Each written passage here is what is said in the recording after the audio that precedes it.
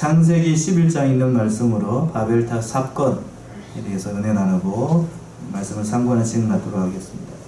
제목이 뭐라고요? 무슨 사건? 바벨탑 사건. 네, 바벨탑 사건입니다. 그래서 창세기 이제 11장에 있는 이 말씀을 내용상으로 분류하면 본과에는 3개로 나눴습니다.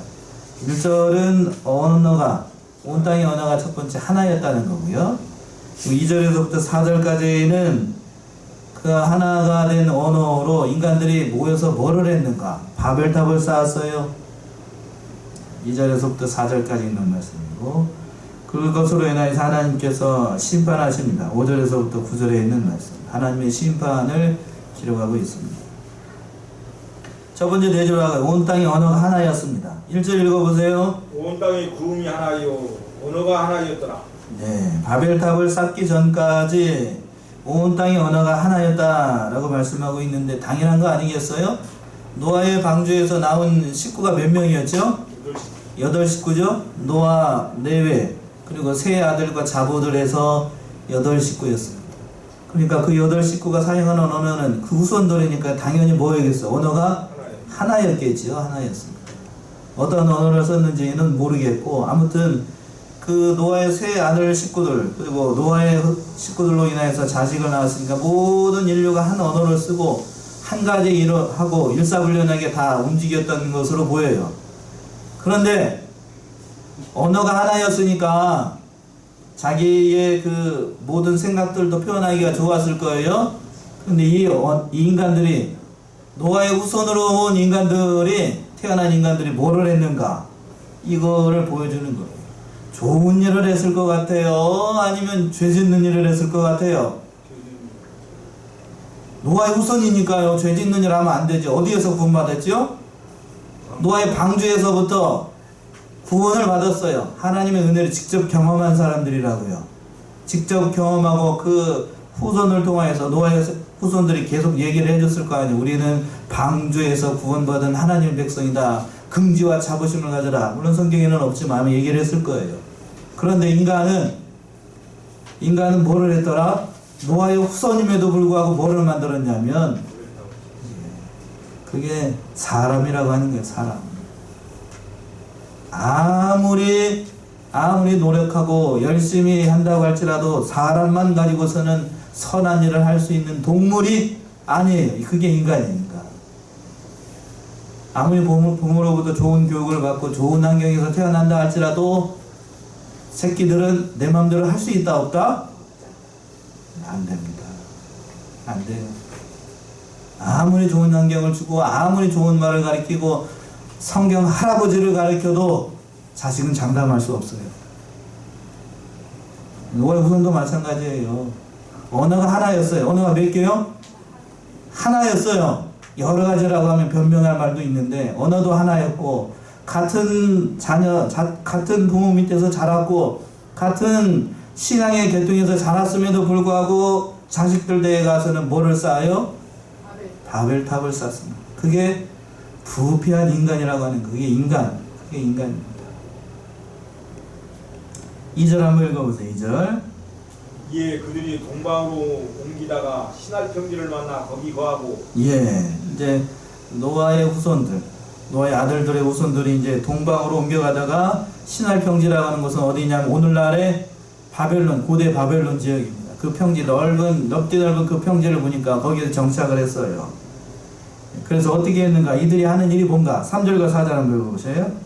서로 말하되 자 벽돌을 만들어 견고히 굽자 하고 이에 벽돌로 돌을 대신하여 역청으로 진흙을 대신하고 또 말하되 자 성과 대를 쌓아 대 꼭대기를 하늘에 닿게 하여 우리 이름을 내고 온 지면에 흩어짐을 면하자 하였더니 3절 보시면 서로 말했습니다. 벽돌을 만들어 견고히 굽자 하고 이에 벽돌로 돌을 대신하여 역청으로 진흙을 대신하고 성을 쌓으면 거주할 성을 만들었어요.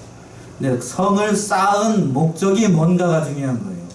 그러니까 무슨 일을 하든지 그러니까 그 목적이 무엇인가 이것이 중요한 거예요. 그 목적이 뭔가 4절에 나옵니다. 4절.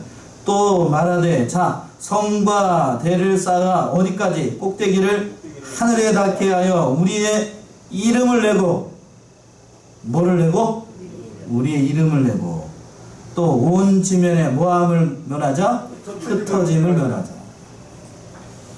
이것이 인간이 가지고 있는 그 부패한 마음이라고 하는 거예요. 하나님은 9장 1절에서 보게 되면 뭐라고 얘기를 하냐면 9장 1절 보세요. 읽어보세요. 9장 1절. 하나님이 노아와 그 아들들에게 복을 주시며 그들에게 이르시되 생육하고 번성하여 땅에 충만하라. 어디에 충만하라? 땅에 충만하라. 땅에 충만하라.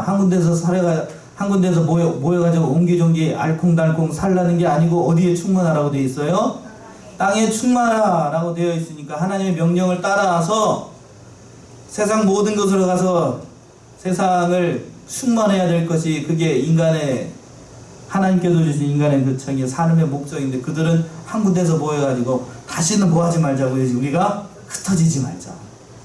여기서 영원토록 살자. 이렇게 한 거예요. 하나님의 말씀에 정면으로 도전하는 거예요. 정면으로 도전하는 거예요. 이 말씀을 보게 되면 바벨탑을 쌓은 것이 어떤 의미가 있는가? 세 가지 의미가 있을 거예요. 첫 번째는 하나님의 말씀을 지금 말씀드린 것처럼 믿지 않는 불신앙이 하나님의 말씀을 믿지 않는 불신앙. 하나님께서는 다시는 물로 세상을 심판한다고 그랬나요? 아니면 심판하지 않는다고 말씀하셨나요?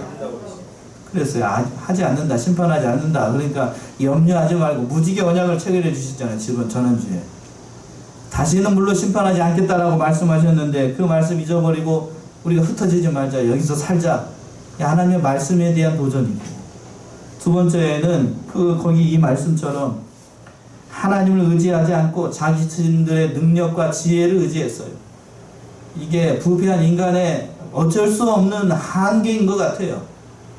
사람은 잘나고 자기가 똑똑하고 자기가 잘날수록 누구를 의지하는가 하면 하나님 의지하지 않고 누구를 의지해요? 자기를 의지합니다. 자기를. 그러니까 너무 잘나도 문제예요. 너무 잘나도. 뭐요? 너무 잘나도 문제예요. 너무 잘나면. 잘나면 자기 능력 믿고 자기 지혜 믿고 자기 멋대로 나가다가 망하는 길로 가요. 망하는 길로. 저도 서울에 있을 때 그런 청년들을 가끔 봤는데 그 청년들이 배우자감을 선택을 할 때에 그런 사람들을 원한대요. 한 번도 실패하지 않은 사람. 뭐한 사람? 한 번도 실패하지 않는 사람을 자기 배우자로 삼았으면 좋겠대. 이게 좋은가요? 그 좋아 보여요, 그게? 한 번도 인생에 있어서 실패하지 않았대. 대학 들어갈 때도 재수하지 않고 한 번에 서울대학교 들어가고 서울대학교 나와가지고 어디에 들어가고 시계 가고 좋은 직장에 가고 쉽게 얘기해서 어디 패스해가지고 한 번도 실패하지 않고 일사천리로 그냥 고속도로 달리는 사람 그거 좋을 것 같지요? 그거 좋을까요? 고속도로 달리고 있는 사람 좋을 것 같아요? 한 번도 실패하지 않았어요. 그러면 한 번도 실패하지 않았다는 얘기는 우리 여기 오래 사신 분들 더 아시잖아요. 한 번도 실패하지 않았다는 얘기는 언젠가는 뭐 한다는 얘기죠? 그런 사람이 더 무서워요? 그런 사람이 더 무섭다고. 나 어렸을 때부터 오늘 오전의 말씀처럼 뭐를 받고 자란 사람? 고난을 받고 실패를 많이 경험하고 사람이 어떠하다는 것을 아는 사람일수록 나중 가서는 뭐가 되냐면 사람이 돼요. 사람이. 그러나 일사천리는 그냥 고속도로만 달린 사람은 자기만 알아요. 자기가 세상에서 제일 잘난 줄 알아. 자기 위에 다른 사람이 있다는 사실을 안다고 모른다고요? 몰라요. 그러니까 결국에는 그 길로 가다가 자기보다 더 뛰어난 사람 만나가지고 그냥 실패를 경험하고 결국에는 어디로 가요? 대한민국에서 큰 강이 있죠. 서울에 가면 무슨 강? 예. 거기다 가지고 시험이 누가 더 저기 한가 강림하던가 뛰어내리고 그런 사람들 많이 있잖아요. 그러니까 이 자기 실력을 믿게 되면 이 말씀이 그 말씀이에요. 바벨탑 사건도 마찬가지예요. 인간이 하나님을 의지하지 않고 자기 지혜를 믿고 자기 힘을 믿고 자기 능력을 믿고 인본주의를 나갔어요. 하나님 믿지 않아요. 문화가 발달하고 또 실력이 많은 사람일수록 이런 경향이 강해요. 하나님 의지하지 않습니다. 하나님 의지하지 않아요. 그 인간의 어쩔 수 없는 또 부패한 본성이 뭐냐면 명예예요. 명예욕. 무슨 욕이요? 명예욕. 그랬죠. 4절에서 그랬죠. 우리의 뭐를 내자고 그랬어요? 이름을 내자, 이름을. 그놈의 이름이 뭔지. 오늘날에도 마찬가지예요. 오늘날에도 지금 지방자치가 돼가지고, 저는 지방자치 그 시의원하고 뭐 이렇게 하는 거에 대해서 저는 반대예요. 좀 반대라고. 뭐 시의원이 뭐가 필요해? 뭔 필요하냐고. 도의원, 시의원, 나라 세금만 나가는 거지. 그 뭔 필요가 있어. 저는 반대, 확실하게 말씀드려요. 정치적인 색깔을 얘기하는 게 혈세만 낭비를 하고 있어요. 혈세만. 그 뭐 여기서 성경 말씀에서 얘기를 하게 되면 뭐를 내려고? 이름을 내려고 하는 거예요. 이름을 내려고. 지방자치 잘 되고 있는데 추치는 거 아닙니까? 아니요. 제가 봤을 때는 이거 거꾸로 가고 있어요. 거꾸로. 사람들에게 명예욕만 심어줘가지고 도둑질하는 거룩한 도둑놈들만 만드는 것, 이 별로 좋은 거 아닌 것 같아요. 그래서 얼마 전까지는 요거 전 말고 그 전에는 그 기초단체 그 뭐 합의가 된 것 같은데 없애자고 그랬죠? 근데 지금 없앴어요? 안 없앴어요? 안 없앴지. 왜? 그때가 되면 돈벌이가 되거든. 뭐가 된다고요? 돈벌이가 되는 걸 뭐 없앨까? 자기 밥줄 자기가 끊는 사람이 어디 있어? 그거 쉽지 않을 거예요. 요게 다 성경적인 거예요. 오늘 바벨탑 쌓는 것도 마찬가지인 겁니다. 다 이게 성경에서 벗어나는 세상 일은 하나도 없어요. 오늘날의 바벨탑 여러 가지로 많이 있을 거예요. 목사님 강의에서는 보통 3가지를 얘기를 했습니다. 3가지. 오늘날 현대에 사는 크리스찬들이 어떤 바벨탑을 쌓고 있는가? 정치적인 바벨탑, 과학적인 바벨탑, 종교적인 바벨탑, 이 3가지를 말씀하셨습니다. 정치적인 바벨탑 많지요. 지금 말씀드린 것처럼 명예, 영광주의에 빠져가지고 이름 좀 내자. 우리 가문에 뭐한 거? 시의원도 좀 하고 국회의원도 하고 족보에 뭐 이름 색자 올라가는 거, 이 명예 영광 때문에 이 나라가 어지러워지고 세계가 어지러워지는 겁니다. 그러나 성경에서는 자기 이름을 내라는 말이 아니고 위정자들을 위해서 기도하라 라는 말만 있어요. 기도하라. 정치에 참여하지 말고 단체로 참여하지 말고. 어디에 그렇게 되어 있죠? 디모데전서 2장 1절 2절 한번 읽어보세요. 그러므로 내가 첫째로 권하노니 모든 사람을 위하여 간구와 기도와 도구와 감사를 하되 임금들과 높은 지위에 있는 모든 사람을 위하여 하라. 이는 우리가 모든 경건과 단정한 중에 고요하고 평안한 생활을 하려 함이니라. 예.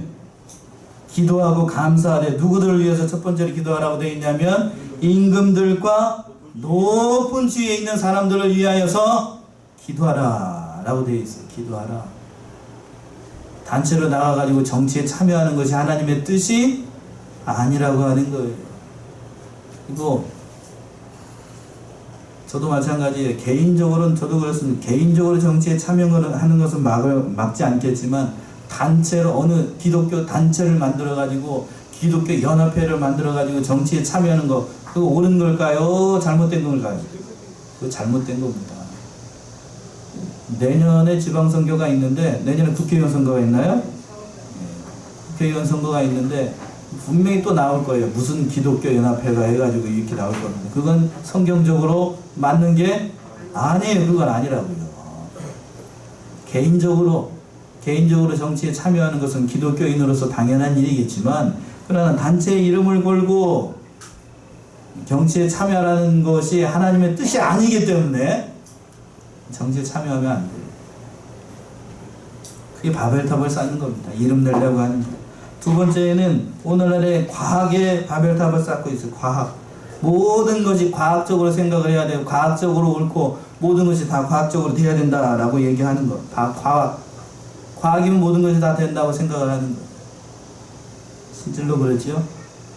아이들하고 중고등학교만 들어가게 되면 믿는 부모님들이 중고등학교 어린 심령들을 대할 때 굉장히 어려워요. 뭐 하는 식으로 얘기를 한다 그러면 그것이 과학적으로 뭐 하다고 맞지 않는다라고 얘기를 합니다. 특히 뭐가요? 오늘 배우고 있는 창세기의 말씀이 뭘로? 과학적으로 뭐하다고 생각을 한다고요? 맞지 않는다라고 얘기를 합니다. 단적으로 여러분들도 제가 여쭤봤잖아요. 창세기 5장에 가게 되면 족보가 나와요. 오늘 11장 10절 이하에서도 족보가 나옵니다. 족보가 왜 나올까? 10절 한번 읽어보세요. 10절. 셈의 후에는 이러하니라. 셈은 100세 곧 홍수 후 2년에 아르박사를 낳았고 이 11절까지 읽어보세요. 아르박사를 낳은 후에 500년을 지내며 자녀를 낳았으며. 이거 믿으시나요? 뭘 믿으라는 거지 이제 정신이 아리까리 해가지고 잘 모르겠죠. 다시 한번 보세요. 셈의 후에는 이러하니라. 셈은 몇 세? 100세. 100세 곧 홍수 후 2년에 아르바삿을 낳았고, 그러니까 그 자손을 낳은 나이가 몇 살이라고요? 몇 살에 자식을 낳았다고요? 100살에 낳았대요. 100살에. 10살 아니에요? 몇 살? 100살. 믿으시나요? 네, 그 고개를 끄덕끄덕 그것도 이렇게 흔들고 계시네. 자, 여기서 저번에 얘기했죠? 저번에 뭐라고 그랬냐면, 하나님이 모세가 이 성경을 기록할 때 나이가 연세가 솔찬이 되니까 점을 하나 잘못 찍은 거겠죠? 라고 이렇게 얘기하게 되면 이 족보가 맞는다고요? 틀린다고요?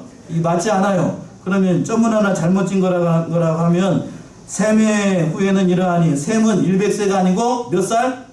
점 하나 빼면 10살에 알을 낳는 거가 돼요. 말이 돼요 이게? 10살에 애를 낳는 게 더 믿기 어려운가요? 아니면 100살에 애를 낳는 것이 믿기 어려운 것이 더 어려워요? 어렵죠. 둘 다 어려워요? 우리 상식으로는 이게, 그러니까 뭐라고 이러냐면 이 친구들이 뭐라고 얘기를 해요? 성경은 뭐하다? 과학적이지 않다라고 얘기합니다. 그러나 가만히 보세요. 노아의 홍수가 있기 전하고 노아의 홍수가 있고 난 다음에 족보를 가만히 보면 인간의 수명이 급격히 줄고 있다는 사실을 금방 알아요. 노아의 홍수가 있기 전에 우리 인류의 조상인 아담은 몇 살을 살았다고 그랬죠? 930살을 살았어요. 930살을 살았습니다. 노아도 900살을 살았으니까. 근데 그 밑에 보세요. 셈은 보세요. 셈 보세요. 셈. 이 10절에 있는 거. 셈의 후에는 이러하니라. 셈은 100세 곧 홍수 후 2년에 아르바삿을 낳고, 아르바삿을 낳은 후에 몇 년? 500. 예, 수명이 반토막 났어요. 이해되시나요? 반토막 났습니다. 500년을 지나면 자녀를 낳고, 그 밑에 봅시다. 그 밑에 내려가서 셀라를 낳은 후에 400 몇 년? 400년을 지내고. 그 403년을 지나면 자녀를 낳고, 아르바셋의 나이가 몇 살이었다고요? 403살이었어요. 403살. 그러니까 그 후대가 내려가니까 또 몇 년이 줄었어요? 10년 아니에요? 몇 년? 100년의 나이가 휙 지나갔어요. 그러고 난 다음에 쭉 지나갑시다. 19절 한번 읽어보세요. 19절. 누를 낳은 후에 209년을 지내며 자녀를 낳았습니다. 벨렉의 나이가 209살이 됐다고요. 몇 대를 지나가니까 400살에서 나이가 몇 년으로 줄어요? 절반으로 확 줄었어요. 200살이 날아간 겁니다. 그렇게 해서 지금 나이가 어느 정도 대충 인간의 나이가 몇 년이 됐냐면, 몇 년이 됐죠 지금? 다이치 고백한 것처럼 인생 70이요 강건하면 80이로 돼. 이렇게 된 거예요. 인간의 수명이. 그러니까 노아가 홍수에 있기 전에는 약 1000년, 노아의 홍수가 있고 난 다음에 약 500년, 그 다음 때에 가서는 400년, 그 다음 때에 가서는 몇 년? 200년, 그 뒤로는 100년. 지금 우리 나이가 된 겁니다. 이 말이 과학적으로 보이나요? 아니면 점을 하나 잘못 찍은 건가요? 어느 게 더 과학적으로 보이셔요? 성경이 훨씬 더 과학적인 거예요. 성경이. 이걸 얘기를 하려고 하면 한참 동안 얘기를 해야 되지만, 성경이라고 하는 사실이 과학적이라고 하는, 그러니까 이 과학의 바벨탑, 만능으로 가니까 과학적으로 사고로 생각을 했을 때에 성경의 잣대를 들이대니까 믿지 못하는 거지. 또 한 가지 중요한 바벨탑은 뭔가 하면 종교적인 바벨탑이에요. 앞에서도 잠시 언급을 한 것 같은데, 이 종교적인 바벨탑을 쌓아가지고 기독교 이름으로, 명분은 좋아요. 명분은 기독교인의 인권을 존중하고 하나님의 이름을 영화롭게 하기 위해서 기독교인들도 정치에 참여해서 단체 이름을 내걸고 정치에 참여하자 하는 건 그 성경적으로 맞다고요? 아니에요. 또 오늘날에 그 기독교가 하나가 되기 위해서 WCC 운동이라는 것을 합니다. WCC 세계교회협의회. 이게 성경적으로 맞을 것 같아요? 맞지 않을 것 같아요? 제가 다 여쭤보는 의도가 있어요. WCC 안에는 어떤 사람들이 모이게 되냐면 모든 종파를 초월해서 그 WCC 안에 종교협의 안에 다 들어오자는 거예요. 그러니까 기독교뿐만 아니고 그 WCC 안에 누구도 들어오냐면 공산주의자도 들어오고 불교도 들어오고 이슬람도 들어오고 온갖 원불교도 들어오고 온갖 잡다한 것이 다 들어와요. 그러면서 종교가 하나가 되어서 모든 인류의 평화를 공유하자. 명분은 좋은 것 같지요? 믿지 않는 사람들이 봤을 때에는 종교가 하나가 되어서 바른 길을 걸어가는 것처럼 보입니다. 그러나 그것이 성경적으로 맞다 맞지 않다? 맞지 않아요. 거기에 하나 되기 위해서는 뭐를 양보를 해야 되죠? 기독교가 뭘 양보를 해야 될 것 같아요? 뭘 양보를 해야 될까요? 세계교회협의회에서 하나가 되기 위해서는 기독교가 가지고 있는 진리, 하나님만이 유일한 길, 예수 그리스도만이 하나님께 가는 유일한 길이라고 하는 것을 하나가 되기 위해서는 거기에서 뭐 해야 돼요? 뽑아내야 돼요.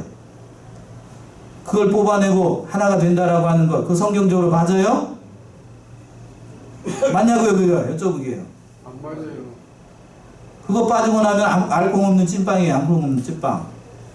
그렇게 해서 하나가 돼서 어디다 쓰게? 명분으로 봤을 때는 좋은 것 같아. 인류 평화를 위해서 종교가 하나가 되자. 그럴싸한 것 같죠. 그러나 그것은 누구의 전략이냐면 사단의 전략이에요. 사단의 전략. 뭐를 쌓는 거냐? 오늘 말씀처럼 뭐를 쌓아요? 바벨탑을 쌓는 겁니다. 바벨탑. 종교적인 바벨탑, 과학적인 바벨탑, 사상적인 바벨탑, 정치적인 바벨탑. 오늘날 살아가고 있는 수많은 성도들이 하나님 앞에서 바벨탑을 쌓아가요. 알 수 없을 정도로 많은 바벨탑을 쌓아요. 하나님보다 더 의지하는 것, 그것이 우상이라고 얘기할 수도 있고, 또 다른 한편으로 봤을 땐 그것이 바벨탑이에요. 바벨탑. 저 집안 얘기를 해서 죄송하지만 집사람이 이런 돌아가는 세태를 보면서 저한테 하는 얘기가 있어요. 그래서 제가 답을 합니다. 뭐라고 답을 할 것 같아요? 열심히 쌓아야 된다. 뭐를 열심히 쌓아요? 오늘 말씀이 비추어면 바벨탑을 열심히 쌓아야 되고 하나님의 진노를 뭐 해야 된다고요?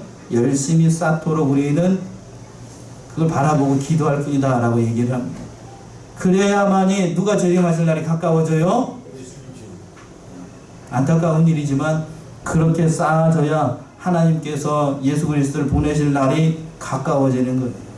바벨탑을 쌓으니까 누가 강림하셨죠? 오늘 본문에 와서요. 하나님이 심판하시기 위해서 강림하신 거예요. 세상이 점점 악해지고 악해져야 누가 강림하실 날이 가깝다고요? 누가 가까워요? 예수님 다시 강림하실 날이 가깝습니다. 오늘 말씀 좀 무거운 말씀이 될 수 있어요. 안타까워하고 또 안타까워하고 기도해야 되는 것은 사실이지만 그 모든 것들이 지나야 우리는 예수 그리스도께서 재림하신다는 사실을 알아요. 그렇다고 해서 손 놓고 가만히 있어야 되는가? 그렇지 않아요. 멸망할 그 세상을 위해서 우리가 기도하고 거기에 속하되지 않고 우리의 신앙을 잘 만들어 나가야 돼요. 그 말씀이 계시록 18장에 나와 있죠? 계시록 18장을 한번 가보세요. 요한계시록 18장 4절.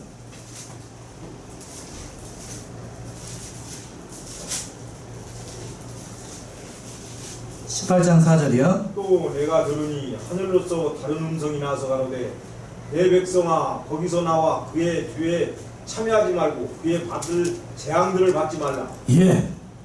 18장은 바벨론, 세상의 바벨론을 멸망시킬 때에 하나님께서 하신 말씀인데 4절의 말씀이 그 말씀입니다. 또 내가 들으니 하늘로서 다른 음성이 나서 가로되 내 백성아, 거기서 나와 그의 죄에 참여하지 말고 그의 받을 재앙들을 받지 말라. 이 말씀이에요. 사람들이 악해지고 죄를 짓고 바벨탑을 쌓고 하나님보다 세상을 더 의지하고 살아간다 할지라도 우리는 그 죄에 참여하면 된다고 해야 된다고요? 안 돼요. 손 놓고 가만히 있으라는 얘기가 아니고 그들을 위해서 불쌍히 여기게 기도하고 우리는 거기에 참여하지 않고 그 재앙을 받지 않도록 깨어서 기도하는 일이 우리의 일이라고 하는 겁니다. 그 말세가 될수록 그러나 안타까운 사실이지만 그걸 바라보고 그걸 위해서 기도하는 성도들이 많을 것이다, 적을 것이다? 적을 것이다. 적을 거예요. 말세가 될수록 신앙을 지키고 믿음을 지키기가 어려운 시대가 될 것이기 때문에 그렇습니다. 그걸 보시고 이제 하나님께서 그 인간들은 심판하기 위해서 강림하십니다. 그 말씀 5절에 있는 말씀이 5절 여호와께서 인생들의 쌓는 성과 배를 보시려고 강림하셨더라. 예, 얼마나 잘 쌓고 있는가 하나님께서 강림을 하셨어요. 심판하시기 위해서 강림을 하신 겁니다. 그러니까 인본주의가 세상 바벨탑이 점점 높아질수록 누가 강림하실 날이 가깝다 이 말씀을 그대로 적용하면 예수님께서 강림하실 날이 가까워졌다는 거예요. 또 6절 7절 한번 읽어보세요. 여호와께서 가라사대 이 무리가 한 족속이요 언어도 하나이므로 이같이 시작하였으니 이후로는 그 경영하는 일을 금지할 수 없으리로다. 자 우리가 내려가서 거기서 그들의 언어를 혼잡게 하여 그들로 서로 알아듣지 못하게 하자 하시고. 예, 하나님께서 이제 그 인생들을 심판하시기 위해서 뭐를 혼잡게 하시려고 했냐면 언어. 자, 노아의 후손이니까 언어가 몇 개라고 그랬죠? 하나라고 그랬습니다. 그러니까 하나니까 하나님께서 딱 심판하시는데 뭐를 했냐면 언어를 혼잡게 한 겁니다. 언어를 혼잡게 하니까 그때부터 세상의 모든 그 언어가 나눠지게 된 거예요. 나눠지게 됐어요. 이 말씀도 성경에는 분명히 언어가 어떻게 나눠졌는가를 성경이 분명히 얘기하고 있죠. 뭐를 쌓다가 하나님 앞에 바벨탑을 쌓다가 하나님의 징계로 말미암아 이 세상의 언어가 혼잡해지게 됐다, 나눠지게 됐다라고 성경 분명히 얘기를 하고 있는데 언어학자들은 이 말을 믿을까요, 안 믿을까요? 믿겠어요, 안 믿겠어요? 안 믿죠. 안 믿는다고요. 그러니까 성경은 뭐라고 얘기를 한다고요? 비과학적이라고 얘기를 합니다. 그러나 알고 보게 되면 성경처럼 정확하고 그 이유를 명확히 밝힌 책이 있다고요, 없다고요? 없어요. 하나님께서 그래서 언어를 흩으신 거예요. 언어를 나누게 한 겁니다. 이때 만약에 언어가 하나였다라고 하면 지금 머리 아프게 뭘 배울 필요가 없죠? 우리 어린 친구들 초등학교 들어갈 때마다 배워야 되는 거. 뭘 배우지 않아도 돼요? 예? 뭘 배우지 않아. 하나만 배우면 되니까. 영어 골치 아프게 영어 배울 필요 없고 또 영어 하나만 가지고 요즘에는 먹고 못 살아요? 적어도 2개, 3개 이상 해야 됩니다. 청년들. 중국어도 해야 되고요. 또 옆에 가서 별로 내키지는 않지만 뱀 대가리 같이 생긴 나라 언어도 배워야 돼요. 어느 민족? 예, 일본어도 배워야 됩니다. 먹고 살려면 할 수가 없어요. 만약에 이 하나님 앞에 이 언어가 하나였다라고 하면 그런 일도 없죠. 저도 이게 성경을 하나만 배우면 되니까, 그쵸? 조선말로 된 이 성경 하나만 연구를 하면 되니까 훨씬 수월할 건데, 성경을 연구할 때마다 뭐를 옆에 놓고 봐야 되냐면 영어도 봐야 되고 또 구약은 또 뭘 봐야 되고, 눈도 깜깜해요. 지금 나이도 먹었는지 자꾸 이게 히브리어 보려고 하면 점이 우리말 같지 않고 히브리어는 밑에 점이 맞게 몇 있어요. 그래갖고 이게 뭐야 이게 한참 들여다봐야 돼. 한참 들여다봐야 돼. 또 헬라어도 해야 되고 잘 못하지만 그것도 봐야 돼요. 그러니까 한 번 말씀을 연구할 때마다 적어도 몇 개를 봐야 되냐면 4개 이상은 봐야 돼요. 그러니까 고역이에요. 고역.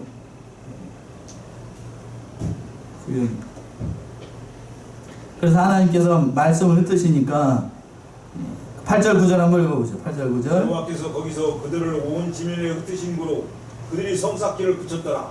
그러므로 그 이름을 바벨이라 하니 이는 여호와께서 거기서 온 땅의 언어를 혼잡게 하셨습니다.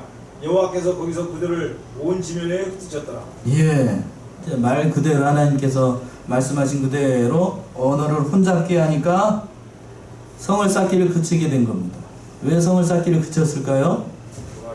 말이 안 통하니까요. 여기 교회 옆에 공사하는데 그 보도블록 까는 사람들이 우리나라 사람이 아니고 어느 나라 사람일 것 같아요? 네, 중국 사람이 와서 해요. 중국 사람이 와서 하는데 못 알아듣다. 처음에 저 이제 뭔 얘기를 했더니 못 알아듣고 손가락으로 이렇게 가르쳐요. 그래서 뭔 얘기인가 했더니 자기들끼리 중국말로 하고 대장한테 가서 얘기를 하라는 거예요. 대장이 알아들으니까. 그러니까 여기도 마찬가지예요. 자기는 뭐를 가지고 오라고 그랬는데 벽돌을 가지고 오라고 그러는데 이 다른 사람 뭐 가지고 와? 역청을 가지고 오고 있으면 발이 되겠어요? 안 되겠어요? 안 되지요? 망치를 가지고 오라는데 뭘 가지고 오고? 물 가지고 오고. 그럼 성을 쌓을 수가 없죠. 그러니까 서로 티격태격 싸우다가 성을 쌓기를 그만두고 헤어지게 된 겁니다. 헤어지게 됐어요. 흩어진 게 은혜예요. 흩어진 게.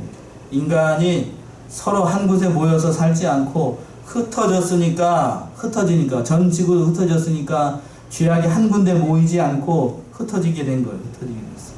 그러니까 하나님 앞에 죄를 짓는 인생들이 흩어지니까 지금 이 시간까지 인류가 살아남을 수 있었다고 하는 거예요. 하나님께서 언어를 혼잡하게 하고 흩으신 것이 곧 은혜였습니다. 은혜. 흩으시지 않았다가 가면 어떻게 될까요? 영영 바벨탑 쌓고 하나님을 대적하고 하나님의 진노를 쌓아가지고 또 어떻게 됐을지 몰라요. 그러니까 언어가 혼잡하게 되고 흩어지는 것도 하나님의 뭐였다고요? 은혜였습니다. 오늘날 살아가는 우리 성도들 이 사실을 깊이 깨닫고 하나님을 대적하는 일들 많이 하고 있는데 여러 가지로 하나님을 대적하는 일들이 오늘날 많이 일어나고 있어요. 말세가 될수록 하나님을 대적하고 자기 실력 믿고 교만하게 나가는 것은 더욱더 많아질 겁니다. 우리가 이 사실을 깊이 깨닫고 그런 죄악에 참여하지 않고 깨져서 하나님을 믿는 사람답게 그 믿음의 길을 걸어 나가시는 저와 여러분들이 다 되시기 바랍니다. 기도하겠습니다.